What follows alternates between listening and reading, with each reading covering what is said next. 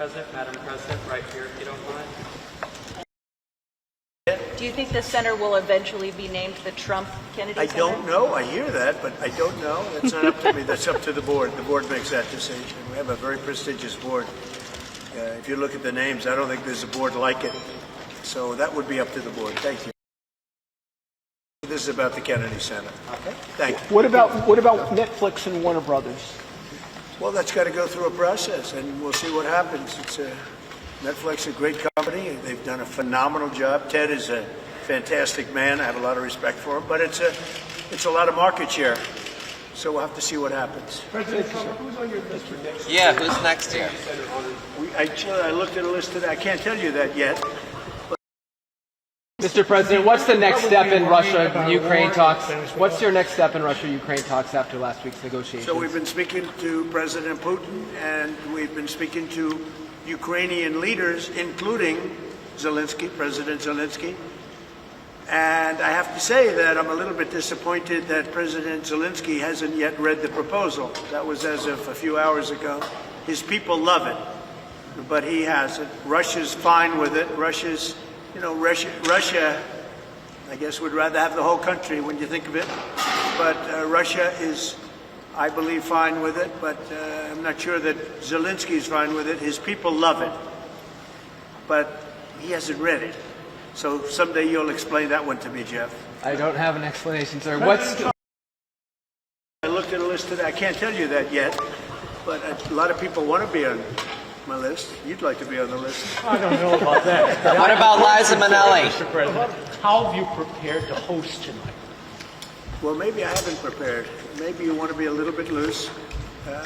If you look at the great hosts, Johnny Carson, Bob Hope, those are the greats. If you look at the not-so-greats, like Jimmy Kimmel, he was just terrible. But no, I think you want to be just loose and not a lot to prepare for, really. You know what you have to be? You have to be yourself. I've been be more Johnny Carson or Don Rickles.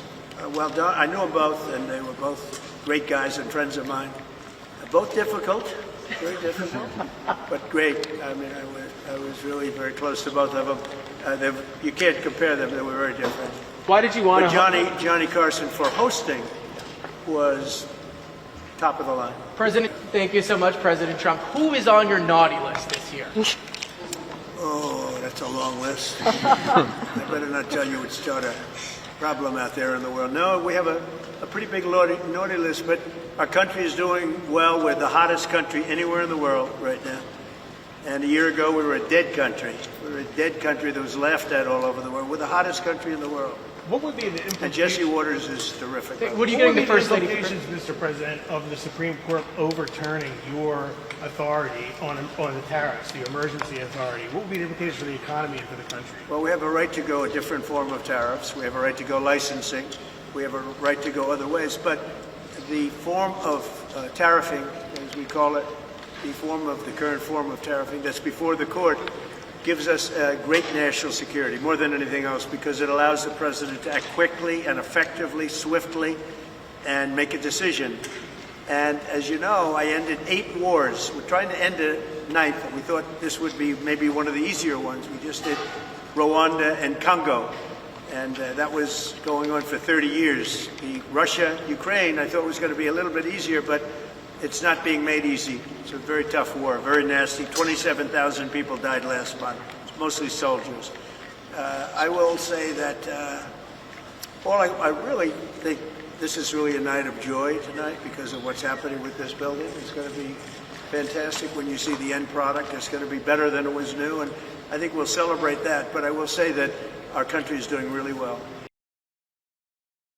Some Republicans have expressed concern about using the tariffs, the revenue for a dividend, saying we should be paying down the national debt. Well, we will. I agree with them on that. But I also think that, we're making so much money with tariffs that we'll also be able to make a nice dividend to middle-income people. We're talking about middle-income and lower-income people. We're not talking about dividends to rich people. But there's so much money being made from the tariffs, and countries that were taking advantage of us for many, many years are not taking advantage of us anymore. We're taking in tremendous amounts of money from countries that we were losing lots of money to. And you know what? They're okay with it. They're not complaining. They're not complaining about the tariffs. I'd rather not have them, but they're not saying there's anything wrong. And the big thing is, in the court, we have tremendous flexibility with the current system.